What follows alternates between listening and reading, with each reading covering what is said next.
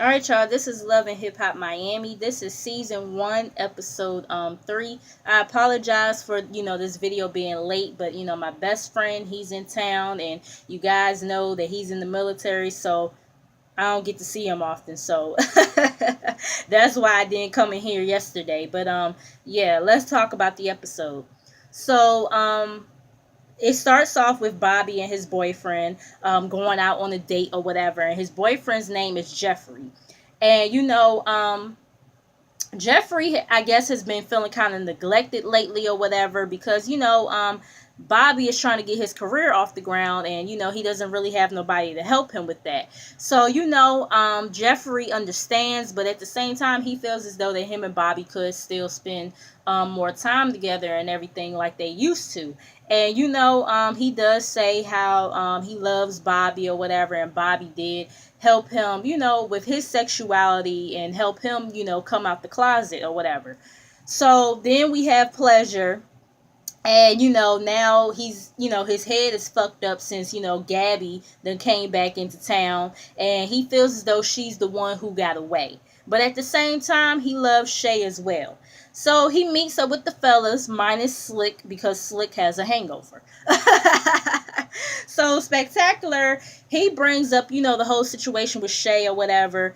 He apologizes for her part in that situation, but feels as though that Spectacular and Baby Gap was wrong for their parts as well. Now I don't really feel like Spectacular was wrong. I just kind of felt like he just came at her like, yo, like you tripping, like you really on some fuck shit right now. Like you came in here on some disrespect, and that's not cool. Whereas Baby Gap, he did call her a bitch and a hoe and everything. And yeah, that probably was not the best thing to be saying, but we all know Shay came in there on the fuck shit first. So, but he does say, Baby Gap does say that he does want to apologize to Shay face to face or whatever, because, he ain't the type to be, calling women bitches and hoes and, whatnot. So he does want to apologize to her. And they're asking him, they're asking Pleasure, so do you see a future with her? And he's like, well, I don't know, because, well, he's like that it's complicated because Gabby then came back, and now all of a sudden she wants to get back together.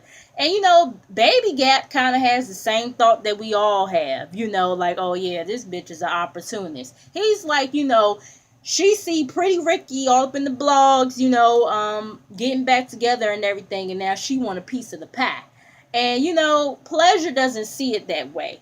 And Baby Gap is like, well, don't be giving her no passes, because even though me and Shay are beefing right now, I'm Team Shay, and she's been the one who's been there with you all of this time through the good, bad, and the ugly. Then you need to stick with her. But of course, Pleasure, he's still going to try to play this whole situation out and see who he wants to be with the most. So then we have DJ Pooch, going to Simply Jess's event or whatever. And I think they said Simply Jess was like a promoter or whatever. And so she brings her man Malik, although Malik is not really Pooch's man. Malik is actually Pooch's best friend. Malik is a gay man, but he's not out the closet. So, Pooch is pretty much being his beard. And, they're having a conversation with Jess, and Jess, she leaves or whatever. And so then that's when Pooch is like, listen, I don't know how I'm gonna find a man and everything if everybody keeps on thinking you're my man. And I understand, I can't really, do what I want to do, until you figure out your situation. And he says that he doesn't want to block her or whatever, but he's still not ready, to come out and embrace who he really is and be like Rainbow City with it. And Pooch is like, you don't have to be Rainbow City, Malik, to, be who you are and everything.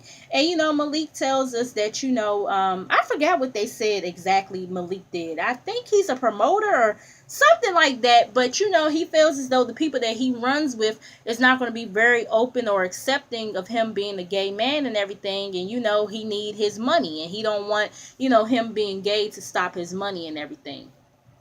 So then we have Prince. He's hosting this event for this former NFL player named Brian McKinney.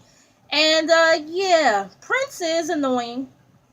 I didn't really realize it the last episode. I guess maybe because we didn't get too much of him, but yeah. He's annoying. His girl Liz is blowing up his phone. She's a bartender, and I guess that's how he met her and everything. She done sent him like 35 text messages and 11 missed calls. I was like, God damn. And then we see her sending off text messages, and she's at her damn job bartending. I said, shh, ain't no way in the world. Ain't no way in the world I'm be sending that damn that many text messages, and I'm supposed to be busy at work and shit. But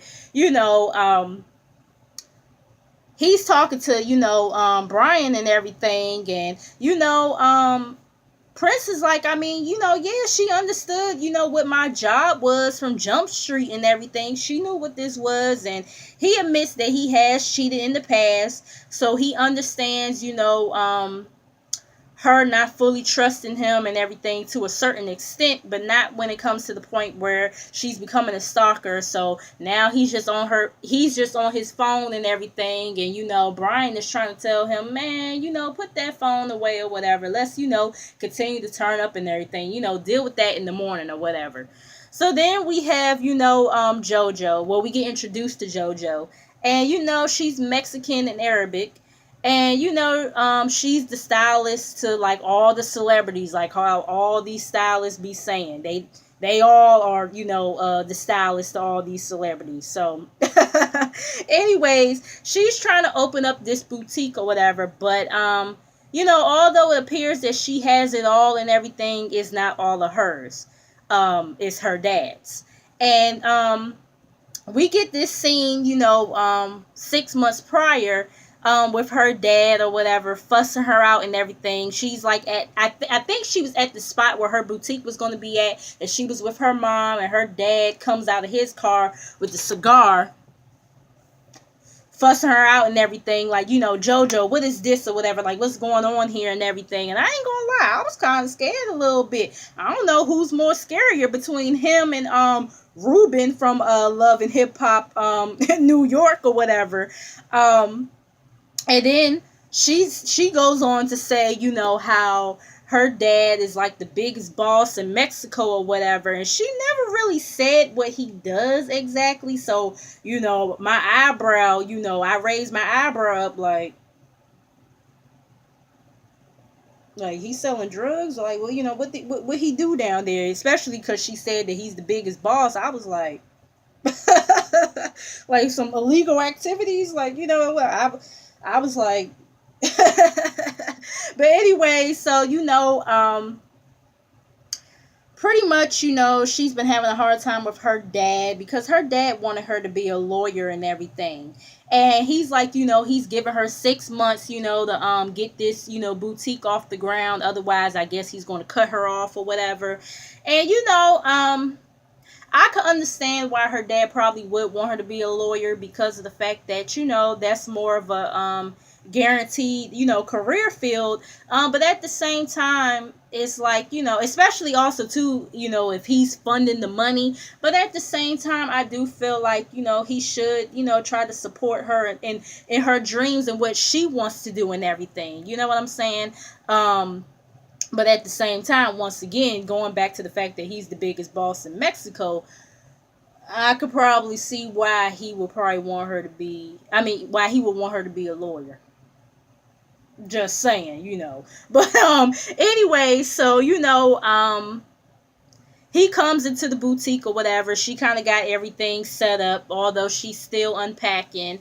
And he's like, how's business or whatever? And she's like, Dad, I'm still unpacking here and everything. And so he starts saying, I helped you and don't forget that and everything. And I kind of didn't like that because it's like, yeah, it is obvious that he uses money to kind of threaten her or whatever. If she doesn't do what he says, then, it's going to be an issue. He's going to cut her off or whatever. And I don't think that's cool. But anyway, so, it's obvious he uses his money as, weight to throw around or whatever. But anyway, so she's saying like, she has to have this grand opening and she wants both him and her mother to be there. And he's disgusted with her mom at this point. He don't want to be around her for another minute. They've been married for almost 30 years, and he's been back and forth between Mexico and the US, and she mainly stays here. She mainly stays here. And so they've been separated at this point. So that's pretty much that. Then we have Amara and Steph LaCour meeting up. And pretty much Steph is telling Amara about how, her and Veronica met up with, the old Hollywood boy. And, and how he was kind of feeling Veronica and everything, and Veronica was like how he can't afford her and this, that, and the third. And Amara is like, did he have that broke look going on? And Steph was like, no, he didn't look broke or whatever. But when Veronica mentioned your name, he did look kind of shook or whatever. And how he was trying to downplay what he said and everything. And Amara is like, oh, so pretty much he tried to backpedal and pussy pop. Shout out to James Caldwell. But Steph is like, look, I told him that he owed you an apology or whatever. But his proposition was Veronica, to take Veronica out on a date and everything. And, it seemed like she kind of was going along with it or whatever. So now Amara is kind of feeling some type of way like, damn, girl, you were supposed to be my friend. Like, I done told you about this bozo the clown. And, now you considering going out on a date with him. Like, where's the loyalty at and everything. So then we get Prince meeting up with Liz at the club or whatever. But it's like early in the day and everything. And I don't even remember what he was doing. I don't know if he was counting the money, counting whatever. But like I said, Liz shows up and she's not happy. She's like, you don't come home, and I trying to get a hold of you for hours. And he's like, listen, I'm a host, this is what I do. The reason why I'm good at what I do is because I appear to be single. I keep up the image and everything. And Liz is like, yeah, but where's the balance at? What about me? And so excuse me, she brings up his past, cheating and everything. And he's like, listen, I jumped through hoops to get your trust back and everything. And he claims that he held her down and all this other stuff, yeah,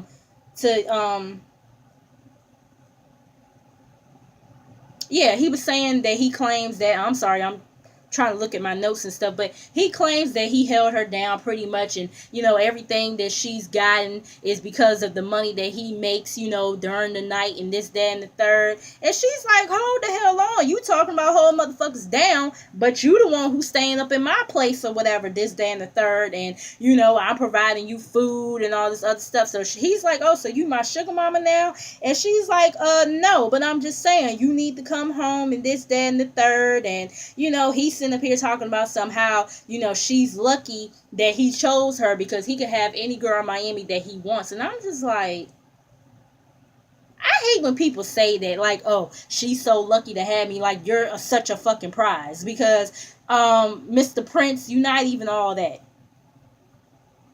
You're not all that. Like, let's be fucking clear on that shit. You know what I'm saying? But at the same time, Liz, like, I don't know what their age differences are. I feel like Liz might be older than him. You know what I mean? But it's just like, why is you putting up with all this bullshit? Especially if you the one who's providing the roof over his head. Like, why are you putting up with all this? It's obvious you ain't hurting for his motherfucking money, so whatever. Anyway, so then we have Pleasure meeting up with Shay. And, she owns up to her part, I guess, with the whole situation with Pretty Ricky. And he's like, well, I did. Pleasure is delighted to hear this. You know what I'm saying? He's like, well, I spoke to Blue or whatever, and he did apologize, and he wants to apologize. And, she's saying how, Pleasure, well, no, I'm sorry, y'all. I'm getting confused here. Blue wants to apologize to her, and she's cool with that and everything. He invites her to, their next event or whatever, and she's cool with coming and everything. So she's telling him how, he's the love of her life, and saying all of this good stuff about him. And then that's when he's like, I mean, nobody's perfect. So she's like, what do you mean? Like, did you do something or whatever, this, that, and the third? And she talks about her history with men and all this other stuff. And she's like, so you're not going to do me how everybody else has done me, right?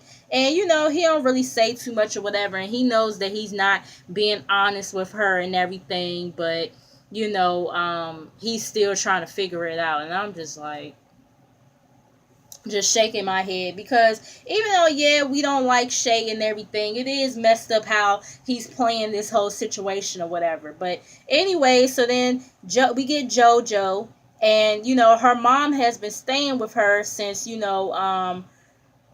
her mom and her dad are not really on good terms. And her mom got these papers in her hand and everything, and JoJo is like, what are these papers, what's going on here? So her mom is telling her, your dad sent papers for divorce or whatever. And like I said, her mom has been staying with her, and also to help, get the, help her get the store off the ground. And of course, her dad hasn't been too happy with that. And the mom is saying how the dad doesn't want to give her anything or whatever, and he knows that she doesn't have anything because she was taking care of, their kids and all this other stuff. And this just goes to show you, ladies, when you get married and everything, if you're going to be a housewife, you need to put whatever money old boy is giving you, you need to like put some of that to the side, because you never know, what can happen. And like, and JoJo said, her parents been married for almost 30 years, and the dad is talking about getting a divorce and everything. Like, yeah, so you just never know. You gotta put some money to the side to have, just in case this shit doesn't work out. But pretty much JoJo is not surprised, because her dad did the same thing to her when she didn't want to go to law school or whatever. He pretty much left her hanging out in the streets and this, that, and the third. So the mom says that she's going to get her a lawyer and she's going to fight this. So then we have Jeffrey, Bobby's boyfriend. He's reconnecting with an ex, and we find out his ex is the guy Malik. And they're at a straight club or whatever, because we know Malik is still not out the closet and everything. And they were talking for like a year, and they lost contact or whatever. And Malik is like, well, you knew where I lived at and everything, you could have came and saw me and everything. And Jeffrey was like, true, but I felt like us losing contact was more on you.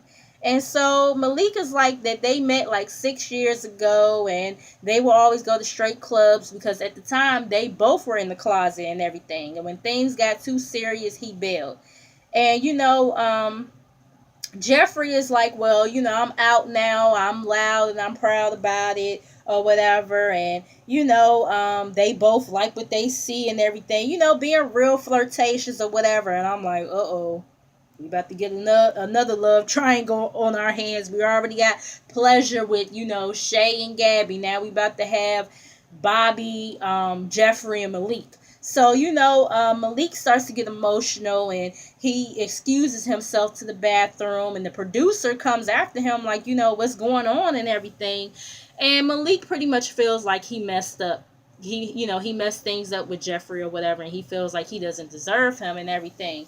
So Jeffrey comes after him or whatever and is asking what's going on. And, Malik feels as though he's lost him and everything, and just really hurt or whatever, and wants to be with him again. And, Jeffrey is saying, I'ma always be here.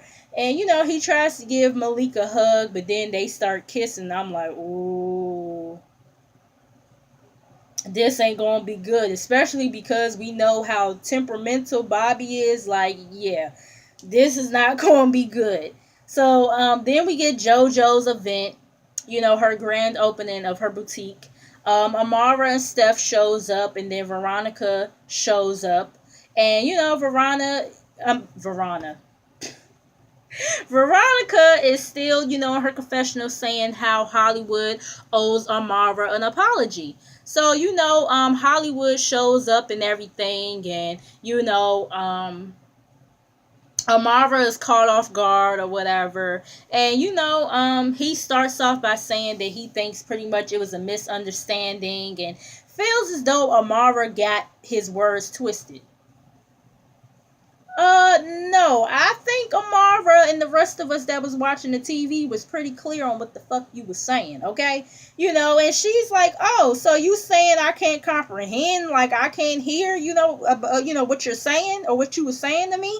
And he's saying I was just trying to keep it industry or whatever. Now listen, I understand. Yes, Amara does have to, have different looks and everything, but we already have heard her say we've already heard her say to us that she does switches up her look or whatever. That's not an issue. But we all know the way he came off or whatever, throwing the fist pump in the air and just being very condescending. Like, yeah, no, you were being very condescending in that whole situation, and it wasn't cool. You know what I'm saying? And it's like as if you was mocking her culture and the fact that she's proud to be an Afro Latina and everything. So yeah,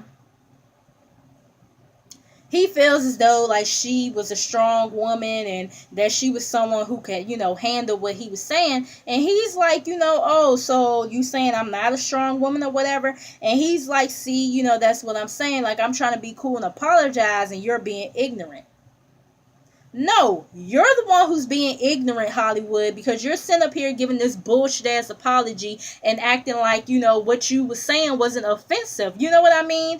And like Amara said, you're giving this bullshit ass apology. You can't be sitting up here saying I'm ignorant and sitting up here, talking about some if and but and all this other stuff when you're trying to give an apology to somebody. And he claims how, she's being extra or whatever, and he's like, what's really the issue here? Are you mad because I'm not all up on you and everything? And it's like, child, please, don't nobody want you. You look like a motherfucking scrub, okay? Like, don't nobody want your motherfucking ass. Like, what is up with these motherfuckers really thinking somebody is pressed for them? And it's like, you're a producer. That's your only job. That's your only job, is to give out beats and make a song sound great, okay? You sitting up here talking about her look and all this other stuff was just unwarranted. It was uncalled for. Like, child, like, don't nobody want you, Hollywood. I don't even know why they call you Hollywood. Because, them tattoos on your face, and yeah, you look real Hollywood, okay? Like, far from it. And then we also saw on the red carpet, what was it? Was it the Academy Awards or wherever it was? We saw Viola Davis rocking the fro. So who said the fro couldn't look elegant? You better stop playing, okay? But anyways, so they going back and forth pretty much or whatever, and he decides to leave and everything. So Amara is like, "Listen, if you ever hang out with him, addressing Veronica, I'm done with you or whatever." And Steph was like, "Well, no, you can't lock her vagina down because you're mad at him and everything," which is true. It is true. But I'm the type of person, if I know some jerk off disrespected my friend to that degree and being very insulting to her culture and everything or whatever, this, that, and the third, I would not want to be around him. I would not want to be around him at all or give him the time of day, okay? So, Veronica claims how she's not worried about him or whatever, this, that, and the third. So, JoJo's mom and dad shows up or whatever. They instantly start going at it and everything. And her mom's like, all you care about is the money, this, that, and the third. And JoJo gets emotional. She takes her dad outside and she's like, I wanted you guys both to be here, and now I'm embarrassed, and this, that, and the third. So then he apologizes to her and hugs her and everything. So then we get Pretty Ricky's event, and something called Mr. Ice Cream or whatever, is like the first hip hop ice cream shop or whatever in Miami, and they want to give Pretty Ricky their own dessert and everything. So Shay and Pooch, they're both there or whatever. Baby Gap and Spec, they come over to where Shay and Pleasure is at, and Baby Gap and Shay have their own conversation, and she's like, you called me a bitch and a hoe and everything, and I didn't even know you, so I don't know where that came from. And Baby Gap is like, well, you start going in on us, like, did you forget? Like, you know what I'm saying, we didn't do shit to you.